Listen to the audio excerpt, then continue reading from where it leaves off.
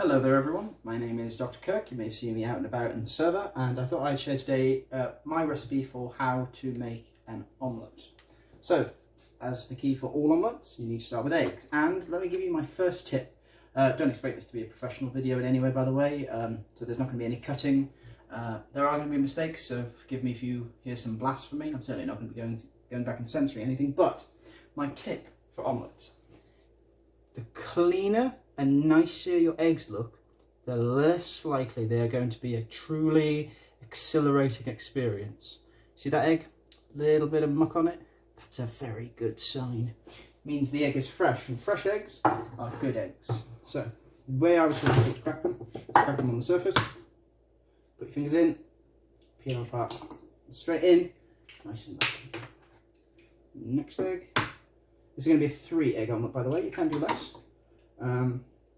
Just scale down your ingredients. Amazingly, use fewer eggs, use fewer whatever fillings you're using. And there we go. 3 lovely eggs. Clean while you work. Throw things straight in the bin as soon as you finish with them. Now, you could actually just mix this up and put it straight into a frying pan. But I like to be experimental. I'm going to add a nice red pepper and some baby spinach. Sometimes I might add some chilies. Oh yes, that's it. Baby spinach. Sometimes I might add some chilies for a bit of heat.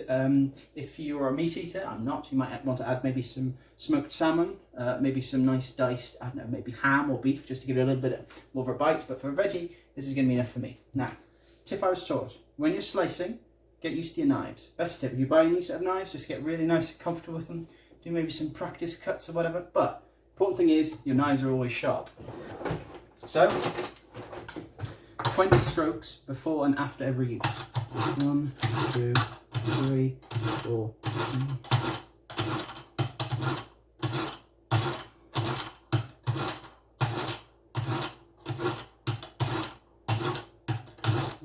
19 and 20. Perfect. Should be lovely and sharp now. Make sure you wipe it off, because you don't want to get any of that horrible,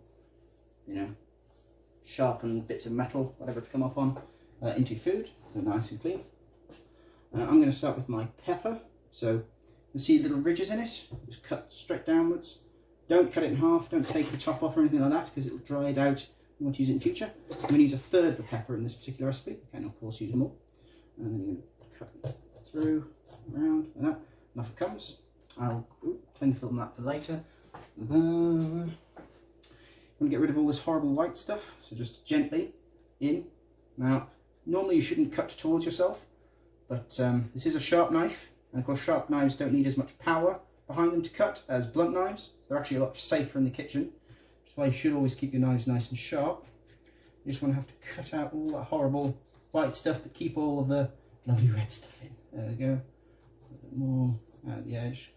Comme ça. Leave that to one side.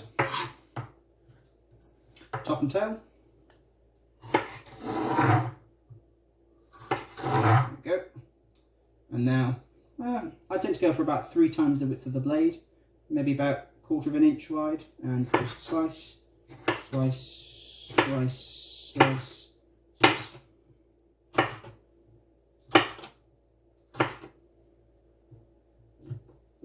Time's gone. Yeah, it's a bit rubbish. There we go. Now these are a bit big to have in an omelette, so I'm actually going to cut them a bit more. I guess this is less slicing and a bit more dicing, but it should be okay. You should get this lovely fanning effect when you put them all together like that. There we go, beautiful. So our eggs, throw that in. Crack-a-lackin', that's what I like to see. Now, the spinach will take a while to cut, so I'm going to warm our pan for now. Now, I actually have 3 saucepans for when I make omelettes. I've got a 1-egg omelette, 1-egg frying pan for 1-egg omelettes, a 2-egg omelette, but as we're using 3, I'm going to be using a big old 3-egg omelette frying pan. I put that on my largest thing so it gets a nice even coverage. Pop it on. My stove's a bit finicky. There we go. Now you want it on a relatively low heat, because with eggs the worst thing you can do is put them into a too hot a frying pan. So I like to put them on low and then gradually warm it up. just so it's, you know, you don't risk burning the eggs or overcooking them, because rubbery eggs are the work of the devil. Now, that's finished. Look at that. Well, a nice handful. And you pick it through to get your nice leaves. I don't like any leaves that have horrible manky holes in. The caterpillars have gotten through, so you just get your nice big whole leaves like that. Horrible hole in it, no thank you. Just your nice big fats. And these are really nice, crisp, pre-washed.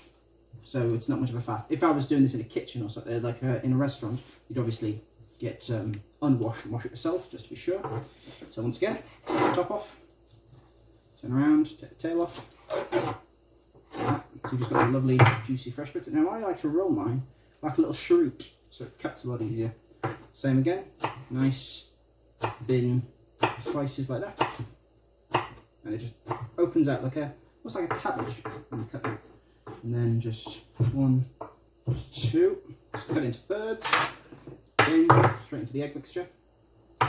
Now, we get to the age-old question. When do you season eggs? Before or after they are cooked? And the answer, for me, is both. So, we'll mix together all the ingredients. Just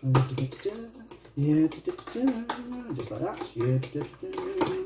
Now, if you put it in like this, the eggs themselves might be a bit bland. So what I like to do, pinch of salt. Tip for seasoning. Season into your hand first. Then take your pinches and put it in. That way you get control. So you don't ever have that thing of, oh no, it's poured too much and I've ruined all my lovely mixture. That's a decent amount. There we go. And that should make the eggs lovely and juicy. Oh, so I forgot to do. We need to get some of our margarine spread. I would use butter, but I don't have any. Get a good knob of it into the pan. And you can see how that's sizzling. Super. Now, you can rub it around like that. But what I tend to do is I leave it just to melt on its own. Then I get a pastry brush. And you can just go all the way around, get a nice even coat on it all. So you're guaranteed it won't stick. Make sure you go up about an inch above the rim of the pan. Just because the eggs are going to go up there and that's where it will peel off so you can get underneath it to flip it. Plan ahead. There we go. That's gorgeous. Oh, the smell. Stop it at once. Straight into the water. Right. So we'll take our lovely, well-seasoned eggs. That looks like it's just come out to heat. Yeah, looks good. Right in the middle, so you get a nice, even spread across the whole pan.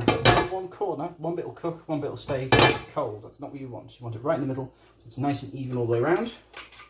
One final mix to make sure there's nothing settling in the bottom, and in. Sizzle. And straight away, you need it moving around. Because then, have a look at that. Can you see that, friends? It's getting all nice and around the edges, and that gives it that kind of nice crenellation, that kind of skirt around the outside. And when it cooks, that will cook a lot quicker because it's a lot thinner.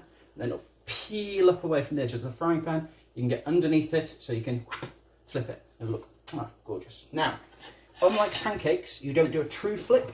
So you don't do the flip it over, because then it'll be hard on both sides and it'll become overcooked and crunchy.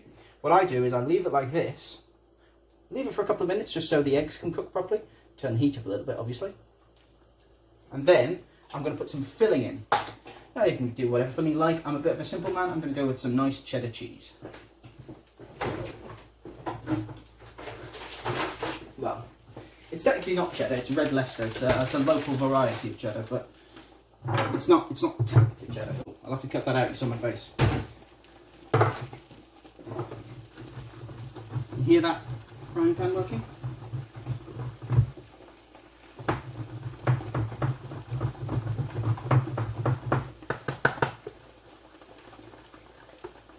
That's a decent amount. 1 grams. Listen to that. Oh, you hear that snap crackle pop? That is gorgeous. The eggs have started to separate. Either I didn't mix them enough, I put too much salt in, but it shouldn't be that much of an issue. So I'm going to leave it in because we want it to be nice and firm around the edges, obviously. I'm going to get our cheese and just sprinkle it in. Again, try and make sure it's all the way nice and even, so you don't have some mouthfuls that don't have cheese in, some mouthfuls that do have cheese in. You just want it a nice sort of level of fromaginization all around. Nice cheesy bite. Look at that. Does that lovely omelette? Now, technically, the eggs are basically cooked now. We could eat them. They'll be a bit too soft for my liking. We could technically eat them, which means we can add some pepper. Because normally the pepper would cause it to split and get very watery. And now we can just chuck it in like that. It should be fine. I do like my things peppery, so if you saw that and went, oh my god, that's too much pepper, trust me, I can take it. Get our fish slice or spatula, depending on who you ask. Make sure it's dry, because I just took that out of my washing up. Now, can you see how it's getting all nice and crisp around the edges? That means it should be good enough to get underneath. I'll do it with that. I'll do it with a little knife, just so I can get a nice bit of clearance underneath. You've got to be patient, because if you do this too early, it'll just tear up and you'll never be able to get it off. Be patient with your eggs. It's an art form, remember. It's not a science, it's art. There we go. Come on. Because you gotta have faith. Dun, dun, dun. Oh, oh. That's the problem with the bits of pepper, because they stick out on both sides, not just on the one you're working on. So we can have it up. And lean with me and flip. Okay, it's not perfect, but it should be fine. Let's see if we can pat it a little. There'll be a bit of an overlap. Who cares? But look at that. Look how beautiful. The kind of marbling, the kind of bubbled effect you get on it. Absolutely gorgeous. We can keep that on the heat for 1 minute. When we do that, we can have a bit of a tidy up. Take all the refuse. Pop it into a mixing thing.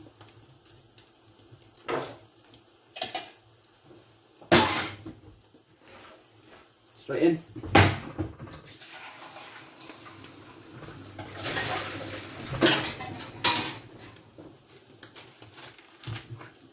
That's sounding quite nice, so hopefully we get it around the other side.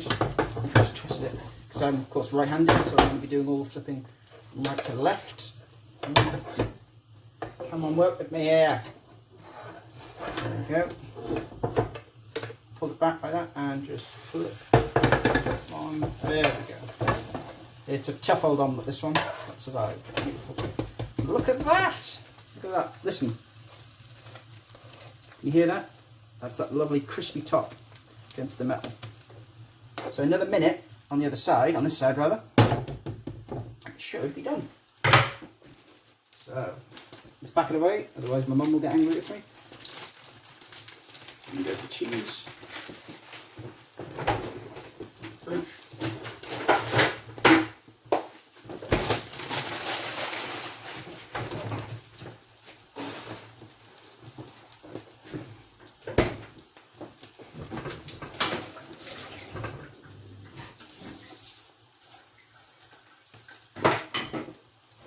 Remember what I said? 20 strokes before and after every use. So we did 20 before, now we're going to do 20 after. Let's turn it off there, because it should be cooked now. I'll just keep it warm, because of course the pan is still hot. So it'll continue cooking, it'll just mean it won't overcook. 6, come on, 7, 8, 9, 10, 11, 12, 13, 14, 15, 16, 17, 18, 19, and 20. Beautiful. Wipe it off. And back into the pot.